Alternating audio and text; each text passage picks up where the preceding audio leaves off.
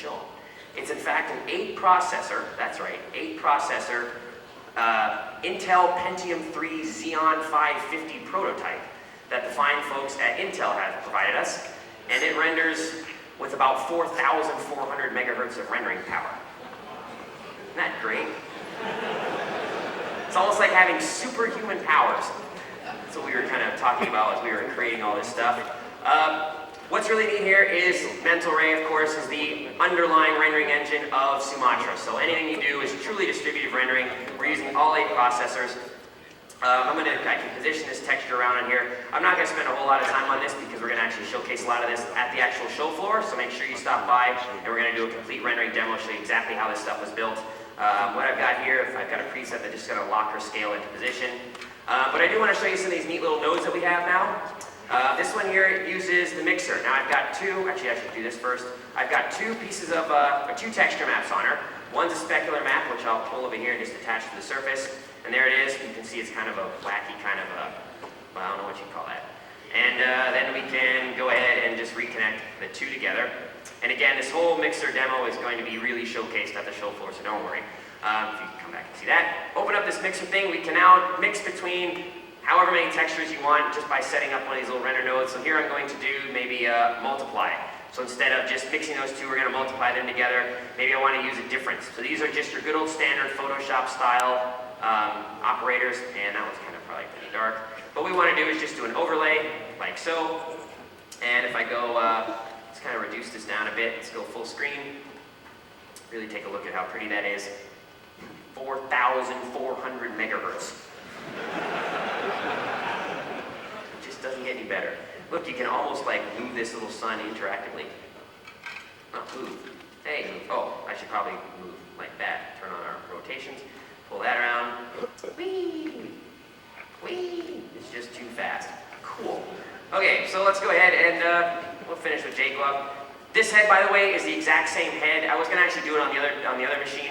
This is the same head. All that surface continuity stuff, same head. And these eyes are actually individual objects, so you can texture map across multiple objects now, no problem. You don't have to, and it's just nice. Just project it. Okay, so let's go ahead and open up another scene, and we're going to open up our underwater apartment, which is where Jacoa and the multibots live. It's underwater. It's not like an apartment that fell in the water. It's actually some kind of futuristic little, well, you'll see. It had to be explained to me, and it was cool. Like, all right. The guy who designed this, Michael Eisner, he built it out of cardboard, like little pieces of cardboard. It was like, this is the underwater apartment. It was like toothpicks, literally toothpicks, pieces of paper. I'm like, Michael, you can't use that, man.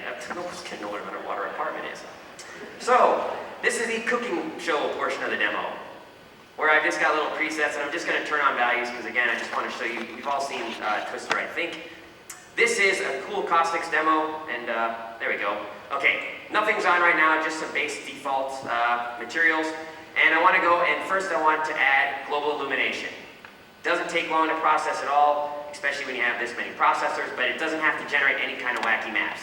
So what I've got here is, I believe, about 100 photons, or 100, if you go to my photon count, yeah, 100 photons. So there's a light source in the middle of the scene. It's emitting lights.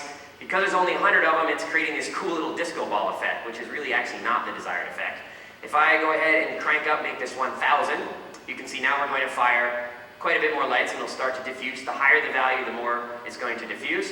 I can come in here and type in, say, I don't know, 5,000, 50,000, increase the intensity, and in fact, I've actually got a little preset here, which is going to make it all nice and pretty with big values, which I was too lazy to type in, because I don't know. Anyway.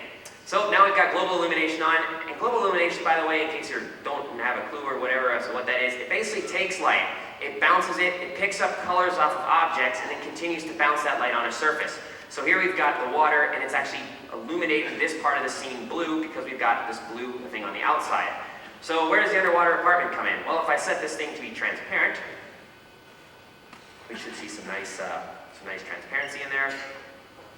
And now what I want to do is just blend between those two. And again, this whole demo is on the show floor, all actually noted out. So if I actually now turn on the blending between those two different things, I've turned on transparency, global illumination's on. Now to blend between those, click on the old blend button, and we should get a very nice Look, now this is using the same tool that I had with the face, where I was able to use the different kinds of blends.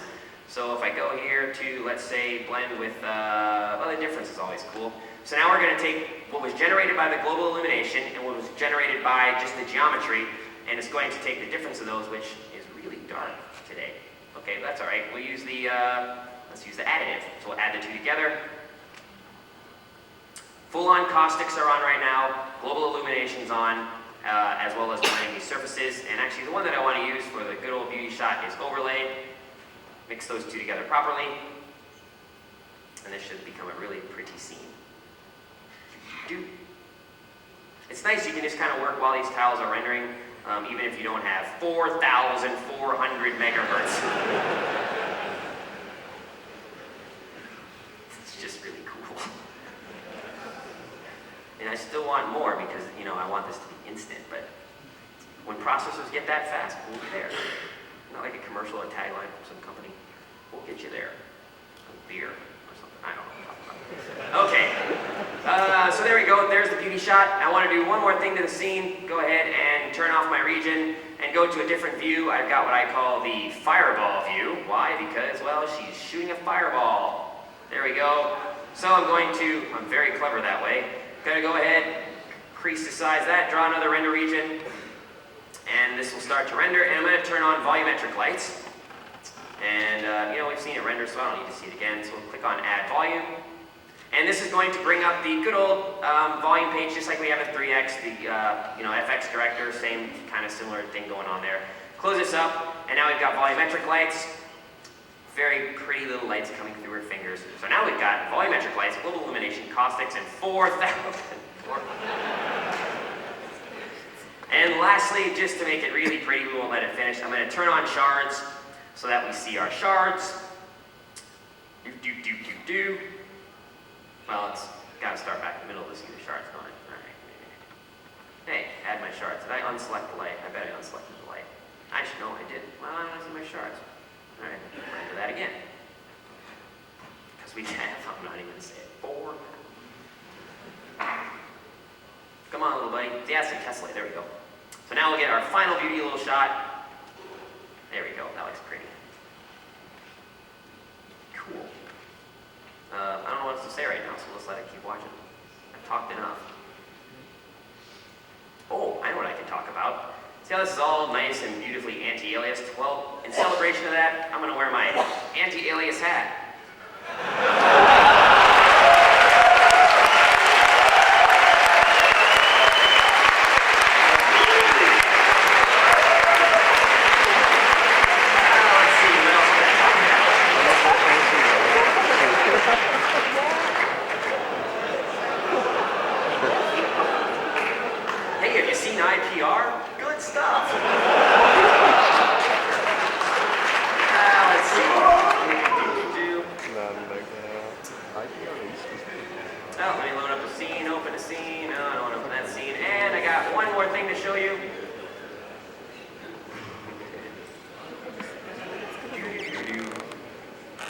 For some reason, the machine with all the gusto seems to have a slow hard drive in it of some sort, but that's okay.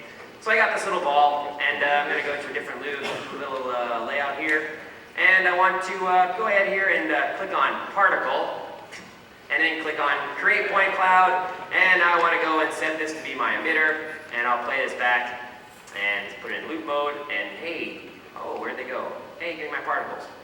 Gosh darn it, that was supposed to be a nice cool little thing. There you go, set particle, and okay, play that back. Hey, oh, come on. All right, I've done something wrong, because hang on, just one more time. So, let's turn on a cloud, and turn on our emitter. There. Right click, thank you. Yay, there you go.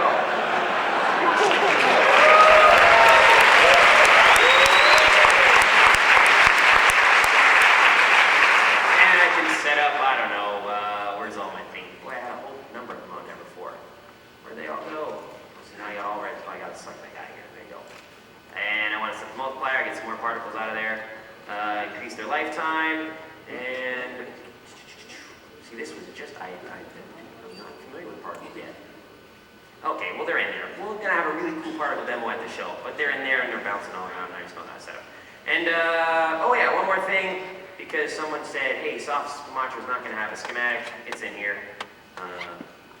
Go on, show me my schematic. There we go. Schematic, yay! Zoom in on the schematic. And now with the schematic, you can open up your property pages. So particles and schematics, I know people are saying, well, we're going to have those, so they're there. So anyway, there you go.